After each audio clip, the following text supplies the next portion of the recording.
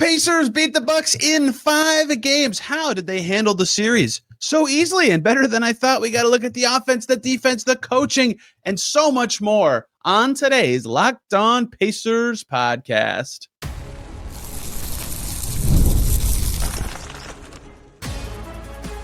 You are Locked On Pacers, your daily Indiana Pacers podcast, part of the Locked On Podcast Network, your team every day.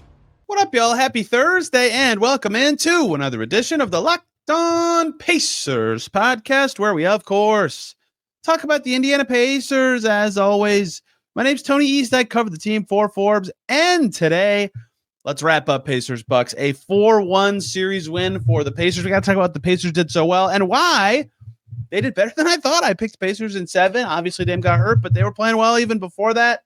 They had a great series.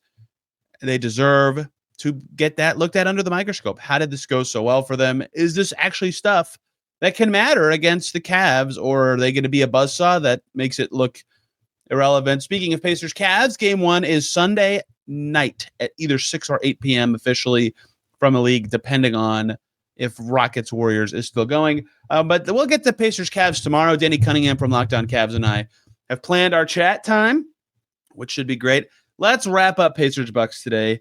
You got to look back at these big series wins and just think, what actually happened here? How did the Pacers do this? Because 1, I want to know what I got wrong in my own head, but 2, like the blueprint for the Pacers winning a series matters because they want to win lots of series with this core of the team. Is this something they can do again against better teams, especially, right? Well, they're playing a team that has more wins than them now. They're going on the road. What did they do well? Is it repeatable? So let's start with the thing that I feel like I said a billion trillion times in the first round, right?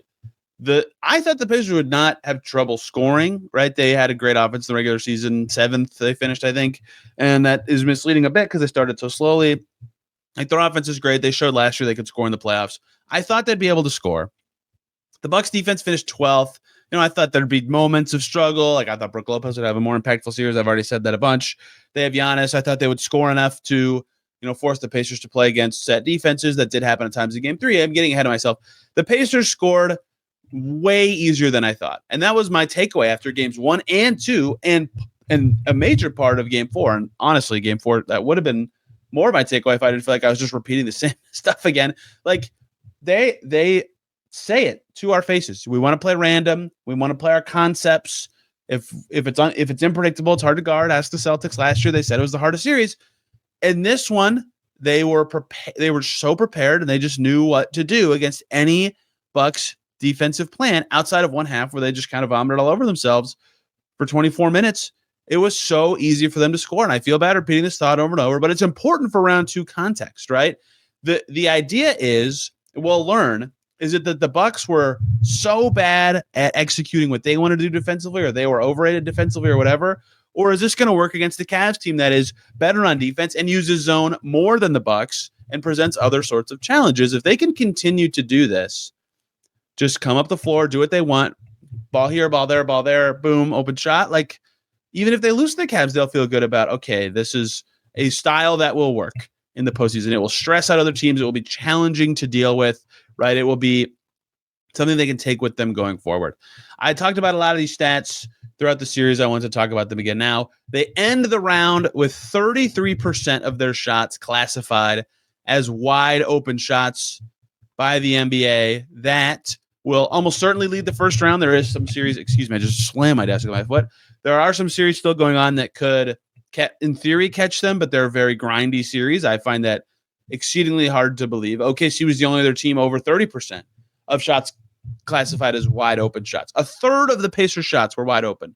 Like, they tore up the Bucks, and some of that was Bucks miscommunications that we could see happen with our eyes, and some of it was the Pacers earning it because they were playing very well, right? So I'm not saying I didn't expect that. I watched the Pacers this season. They were over 30% in the regular season. I watched some version of that all year, but I didn't expect it to be that easy for a whole playoff series, even with a team locked in against them with different types of coverages, but that speaks to their preparedness, right? I talked about that after game 2. That's something Haliburton talked about. Like, yeah, they've played the Bucks now 20 times in 2 seasons, 13-7 against them, but they were just ready for all those coverages. If they're ready for Cavs coverages or whoever, like, they should be able to at least have similar process of generating open shots. Not saying it will lead to the same results or not, but that's what I believe.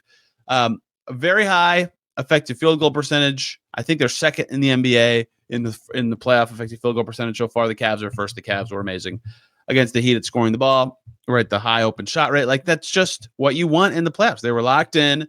I thought it'd be harder to score. Or the other thing is I thought it would require more from the Pacers' top guys to have this kind of offensive series. And they didn't need more from their top guys in minutes or in like specific focus, right? Obviously, they won the series and we all saw what happened. But, if you think about the fact that they didn't have a 30-point score this whole series. Like, they remember how good Siakam was the first 2 games last year? Like, that is one way they could have exceeded expectations. It's just like, oh, Pascal Siakam goes crazy against the Bucks again, or oh, Tyrese Haliburton went nuts, or even Myles Turner had a 29-point game in game 3. Like, they didn't even get to a 29-point score. I believe the top score for the Pacers the whole series was Siakam's game 3, and he was cooking to start the second half, but that game was already like kind of not decided. It was close to start the second half, but that game was their worst game of the series, right? That was kind of not what their deal was. They didn't have to play their guys big minutes at all. Their top minutes per game guy was Haliburton at 35. That is a crazy low number. Giannis was at almost 38, and I bet the Bucks kind of wish that was higher. But in the postseason, like, the Pacers were able to not need more from their stars throughout the series in playing time, which I already talked about, and that's something else we'll get to later. But being able to rely on, like, this is a crazy stat from this series. If Thomas Bryant played one more total minute, he played 49 games with 5 appearances, and he played for like literally 1 possession in game 5. If he just didn't appear, the stat would hold. If Thomas Bryant had played one more minute the whole series, the Pacers would have had 11 guys who averaged 10 or more minutes per game in this series. Obviously, with Mathurin getting hurt in the middle of it and Shepherd not appearing until game 3, it's not like they played 11 guys 10 minutes per game every night, but that is what it shook out to in the end, is they stretched out their depth, which we'll talk about later when we look at what Rick did in this series, and they still were able to score that easily. They still, when they were mix and matching lineups, locked into the game plan, random offense, they got stagnant a few times. The end of game 1 and 2, certainly the whole second half of game 3, the start of game 5, like, they were not perfect for any. Game 4 was their only 48-minute easy offense game, but in general, they scored so easily. They got open threes. They got to the rim. They love the rim. They love the paint. And they didn't need the stars to go crazy from a scoring perspective either. I hinted at this, but to go through it, 28 for Siakam in game 3. That was the high score for any Pacer this entire series. I think Giannis scored 30 in every game. He might have had 28 in one of them. He had 28 in game 4, 37 in game 3, 34 game 2, 36 game 1. Gary Trent led the scoring in game 5 with 33. So the Bucks had a 30-point score in every game but one. The Pacers did not have more than a 28-point score a single time. Siakam had 25. This is every Pacer who scored more than 20 in a game in this series. 25 for Siakam in game 1, 24 for Siakam and 21 for Haliburton in game 2, 28 for Siakam in game 3, 23 for Turner and 20 for Nembhard in game 4. Neither Siakam or Haliburton. And then 26 for Haliburton and 21 for Turner in game 5. That is remarkable. And once again, speaks to the fact that regardless of who was on the floor, they were generating good shots that guys could make and did make throughout the series.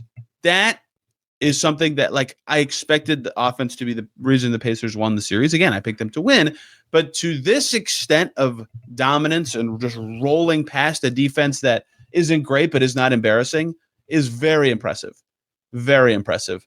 And they'll hope that can hold. They had the second best offense in the playoffs last year. Only the Celtics were better. They were able to score against the Celtics even when Haliburton got hurt in that conference finals. Like, they know that their style works, especially when they're locked in. But year 2, a different season. Their offense was worse this regular season. The dynamics of the team have changed, and yet there they go. Once the ball's up, the Pacers are going to score. They had one half, the second half of game 3, where they looked really, really rough. And they had, obviously, the start of game 5 was a mess for 15 minutes or so. Outside of those, let's say 3.5 quarters, their offense was just awesome in the series. And that is probably, to me, the biggest reason they were able to separate themselves from expectations and prove that hey, they didn't just happen to strip into the 4 seed. They're actually like really good. Everybody deserves a lot of credit for that. Like you maybe people will look back on this year and go, oh, the Pacers were hot, but like they didn't shoot that awesome. They shot under 40% from 3 in the series. That's not outlierish, right? They certainly had some guys like Siakam was at 45% from deep. Nembhard made half of his threes. Nesmith made over half of his threes. McConnell took 2 threes and made half of his. But like Haliburton shot a lot of threes and was at under 30%. Myles Turner was below his season average. Obi Toppin got going late in the series. Bennedict Mathurin was way below his season average. Ben Shepherd was below his season average. Like they were just kind of a little bit better than expected from a scoring percentage. They shot under 50% from the field, but they barely turned it over 11 times a game. They generated wide open, good shots from where they wanted all the time. When they got into the paint and weren't moving side to side, they were very threatening. It was an awesome offensive series for the Pacers, and I thought it would be a pretty good to great offensive series for the Pacers, and it was a tick above that in just about every way. The snowball effect only got to them once, the second half of Game 3. The snowball effect, if this is your first time listening to Locked On Pacers, some teams, the Bucks were one of them, when they can score and then set their defense, just get in this, especially teams that are good at switching, the Cavs are, by the way, can get in this run of the Pacers opponent scores, they set their defense, they got to stop, they score easily because they got to stop, they can set their defense. And when the Pacers are playing their worst or they're really just focused on breaking out of it and get away from their game plan, those stretches look awful. That happened one time this series. I thought that would be more of a problem, and it wasn't. Tons of credit for their offensive success. Their defense, too, deserves a closer look. I thought the Pacers defended relatively well in the series. Their Giannis defense was fantastic. Who deserves credit, and how did it help the Pacers get past the Bucks? Before we talk about any of that, let's talk about Amazon and their Fire TV Stick 4K. Did you know your Fire TV is also on Xbox? Turn any TV into your gaming and entertainment hub with Fire TV Stick 4K devices. No console required. Just grab your paired controller, subscribe, or sign into Xbox Game Pass Ultimate with EA Play included, and you're ready to go. Dive into hundreds of premium titles, including EA Sports, College Football 25, to Call of Duty as easily as you stream your favorite shows. It's the best low-pressure way to explore games, right? Instead of the big investment in a game or a console, Fire TV Stick 4K, boom. It's a low-pressure way to do it. Make sure you like something that and get it going. Head to Amazon.com/Fire TV Locked On to get started. Xbox Game Pass Ultimate subscription and compatible controller required. Available on select devices, including Fire TV Stick 4K 2nd Gen, Fire TV Stick 4K Max 1st and 2nd Gen, and Fire TV Cube 3rd Gen. Back here on Locked On Pacers, thanks for making us your first listen today and every single day. Locked On Bucks would be a good second listen to hear their perspective on the series being over, on Game 5, what comes next for the Milwaukee Bucks and Giannis's future. John Haliburton, more apologies today for those interested in that topic. Rick Carlisle talked about it on 107.5 The Fan. Tyrese Haliburton's dad spoke, I believe, with the Indy Star and a TV outlet in Milwaukee about what happened there, and Giannis's comments I had not heard yet when Derek and I talked about that yesterday. So if you want more on that, a very dominant story right now in Pacerland, you can check that out. Let's talk about the Pacers defense in this series, because another factor here that I wondered, and part of the reason a lot of people picked Bucks in 6, I again picked Pacers in 7, but a lot of reasons I said wrongly, I would be shocked if this is a short series, is that the best player in the Eastern Conference is on the Bucks, and stopping him is impossible. I just ran through the point totals for Bucks players and Giannis in the last segment, right? They had 30-point scores every night. And it was always Giannis. The leading rebounder every game of the series was Giannis. The leading scorer every game of the series until Gary Trent hit 8 threes in a row in Game 5 was Giannis. That got Gary Trent to 33. Giannis had 30. That he was 3 points away from a perfect sweep of being the leading scorer and rebounder every game this series. And I still think the Pacers did a pretty good job against him. What I mean by that is that the way they defended him, right? The stats are crazy. It looks like he had just this insane series. But the way they defended him, he had to earn those numbers. Siakam, excuse me. Giannis ends the series 33, 15, and 6.6 assists on 60, 20, 70 splits. Insane. But he saw the wall. And at times it made him get off the ball. And in the last 2 games, it made him go to that post-fade shot that I wondered how important it would be in the series. When they doubled in the post, they nailed the timing, whether it was a guard or another forward or even another big coming from the baseline. They were ready to know which way he wanted to spin, and they did it right at the time, right when Giannis would engage. When he turns around, sometimes he's just going for a pitch, and sometimes he's going to turn around and just back up right into you and get ready for his post-ups. The Pacers were ready with the help, with the double, with the whatever they were doing, right on cue. Myles Turner and Siakam rocked the 4-5 switches. Even Jarvis Walker did that a few times very well. At the top of the key, force him to see the switch, force him to see a body, bump him so someone else can get into the play. They were awesome in their Giannis coverages. And the reason that matters is, one, I talked about it before the series, but I remember hearing Tom Thibodeau talk about guarding Cade Cunningham. A lot of you have heard me say this line a lot this series.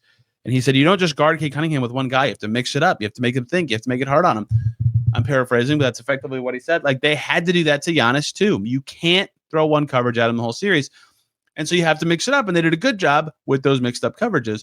On top of that, though, that is challenging because that requires a ton of communication, or, like the offense, prep. You have to know, if they're doing this set, we're switching. If they're doing this set, we're doubling. If they're doing this, we're forming the wall. And a lot of it is situational, like Giannis taking it across half court or in transition. They're forming the wall. If he catches on the post, they double. If he gets a screen on the wing, they switch. All sorts of stuff that, like, if you just watch enough, you'll understand it. But changing coverages all the time is hard. You have to be locked in. You have to really know. And they did a really good job, I thought, of limiting him in total. And remember when Ty Windish came on, he mentioned, like, another way of looking at this that he's had on the Eurostep podcast is 40 as a sum of his points plus assists, right? We talked about that after, I believe, game 2. He had 36 points and 1 assist in game 1, for example. He had 34 points. I think he got pretty close to the 40 number in game 2. Yeah, he had 34 points and 7 assists in game 2. And they almost won that game. They were down too late, right? Like, they held him away from that a lot. And that is what was huge too, is limiting the passing. He was a triple-double machine to close the regular season. The Bucks had shooters going crazy for a lot of the series, but they did a good job of limiting Giannis's easiest passing options, right?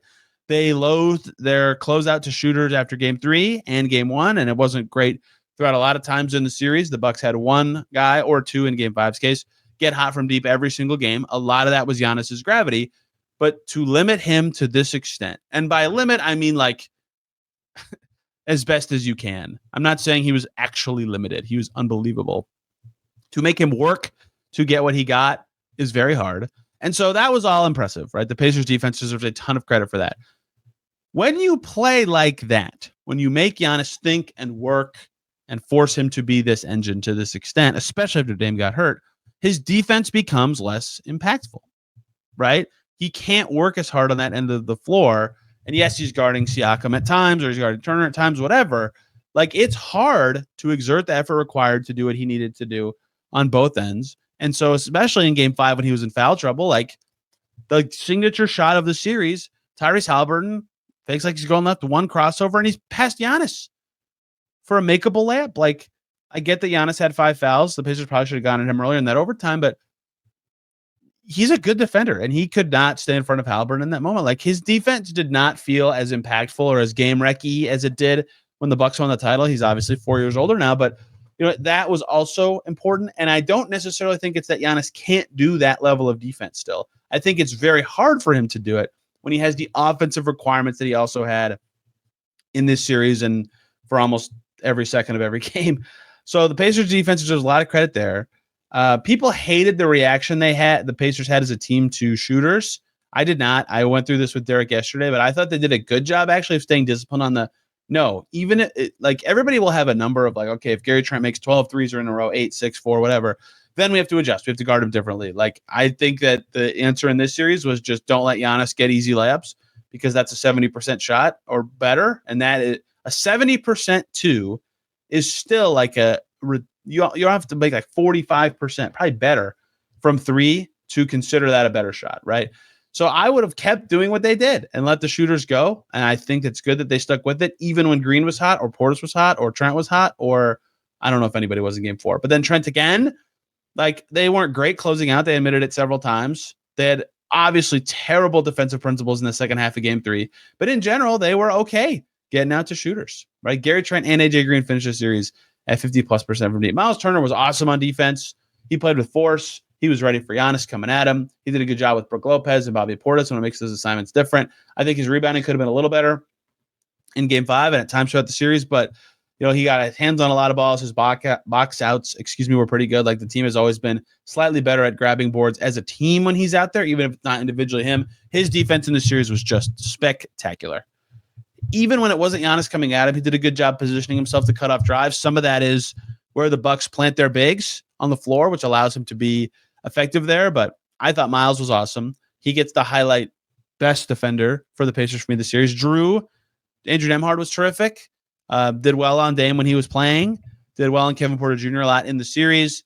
Aaron Nesmith had the highlight defensive play of the series and was quite good on defense for a lot of it too. He had to take the Giannis assignment quite a bit. He was probably the second most often guy doing it. It's very hard. And to do that and then still be able to score like Siakam, like that is remarkably impressive from him. Pascal's defense on Giannis was huge in this series. I thought Pascal Siakam defending Giannis in the first half of game 4, that was the best the Pacers defended him the whole playoffs, I thought. And the Bucks cut that game to 8 in the third quarter. Like, if Giannis was going early and Siakam's defense wasn't as effective, they might have just lost that game. And that was their only road win to get this one done. The bench defense, not particularly good. Maybe that will be a concern against the coming buzzsaw that is the Cavs. You cannot mess up on defense against that team for more than like one possession in a row. That will be a concern to me, right? They are going to have to rely on somebody to defend well from that group against Cleveland. But regardless of my opinions of looking ahead, they defended with unique coverages and with lots of players involved very well against a star player. And they didn't let it take them away from the rest of the players on the floor for the Bucks. And in total, credit where credit's due. We all talked all season, including me, about, hey, the Pacers defense is much better this year. Since the in-season tournament, they've been this rank. Since January 1, they've been this rank. And you can just see it. Like, we know their defense is better by watching them. But also the numbers said it was good. And so another question was, how good will this be when they have to do this in the playoffs? The answer is pretty good. It wasn't exceptional. I don't think they walk out feeling like an amazing defense.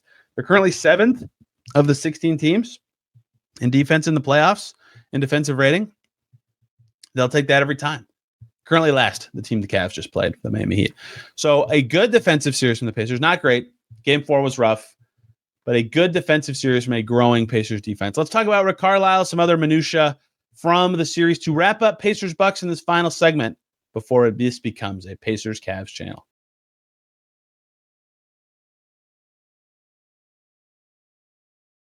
Back here on Locked On Pacers, thanks for making this your first listen today and every single day. Or second listen, Locked On Women's Basketball, because I was on there talking Fever in their media day earlier this week, a.k.a. Wednesday.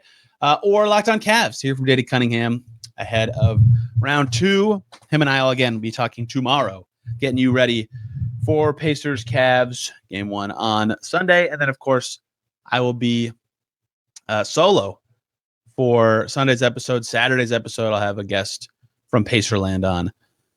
Let's talk about some other scattered things that mattered in the series. Rick Carlisle, his game 3 rotations confused me, as I talked about with Kyle Taylor the next day. It was a big story after the game. I asked him about it. He talked about, Ben Shepherd and the team's rotation and all that. I didn't have a problem with who played. Shepherd playing was not a problem to me. I think he probably should have played over Walker in that specific game, given the circumstances of that game. My confusion was the combinations, which I said at the time. They went to Thomas Bryant earlier in those games, for example. Thomas Bryant played a lot. They had bench heavier units with fewer shooters. Like, that's just not something they want to do. They've talked about it, and temptation, foul trouble, lots of changing of the rotation, like, that forced them to kind of into some of those lineups, and they didn't need to do it, and they fixed it. Right? They dusted off Ben Shepherd right in time. His perimeter defense was valuable in the series. You decide how much credit Rick Carlisle gets for solving a problem that many thought he created. I don't know that he created a problem, but he had a bad rotation in game 3. Regardless, the solve of that was better, right? The game 1 and 2 rotation was good, and it's what it was. But as soon as the Bucks changed their opening lineup to get more shooting out there, they had, and their front court changed when Porter started to start and play more, they had to change things up on who was out there and when. Guys have to defend in space more, guys have to switch more, blah, blah, blah. Like, the first 2 games, the subs were the same. Obi Toppin came in for Siakam like really early. That changed as games went on, right? So the changes that he made for games 4 and 5 rotation, I thought paid off, got good lineups on the floor. There were those moments early in the fourth quarter of both games where it was like, no Haliburton or Siakam. That's strange.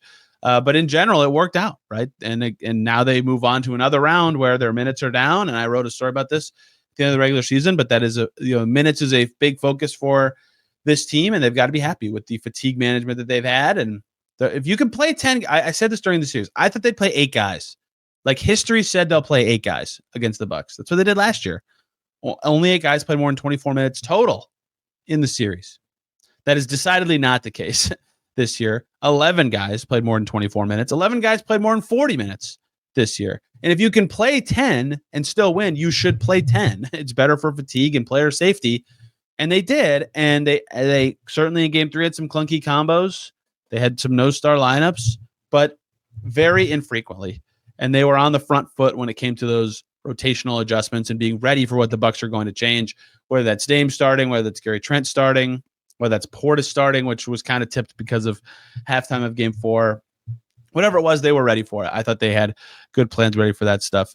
Like the stuff he's told us that they needed to work on after every game, they did a good job of actually doing those things, encouraging them to cut down fouls after early in the series.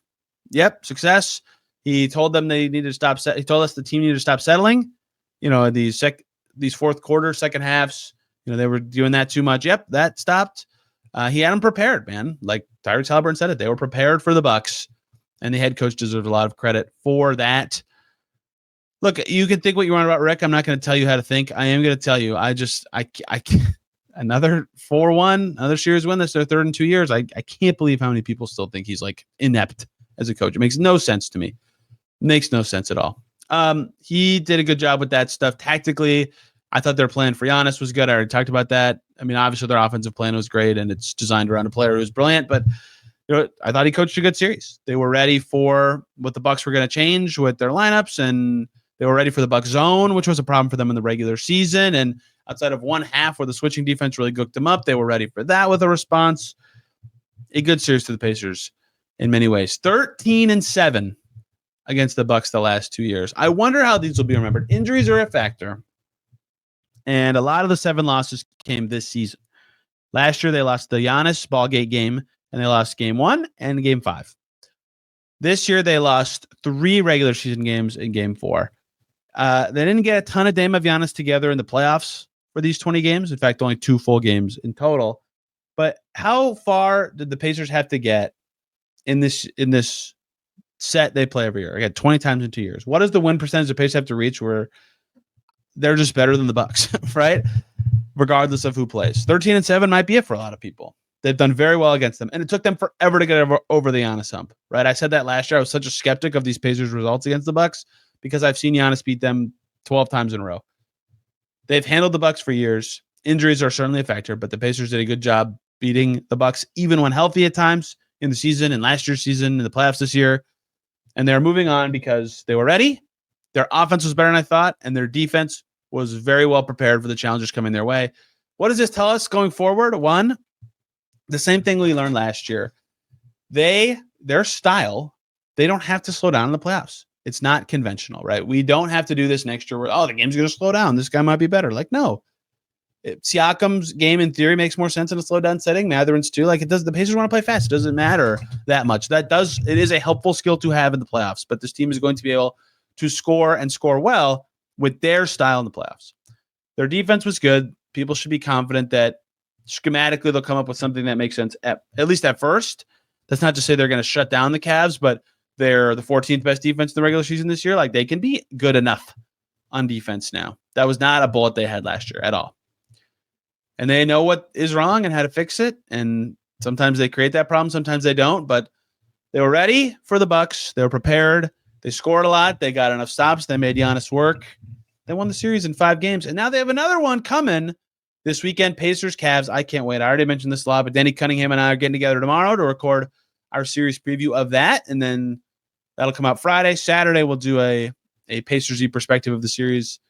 And then Sunday will be just me looking ahead at game 1. I'll be in Cleveland. I can't wait. 4 podcast day for me. So my voice and tiredness level are fading here. So time to get you out. Check out Locked On Women's Basketball or the Chase Down Podcast or Locked On NBA Game Night for more of me.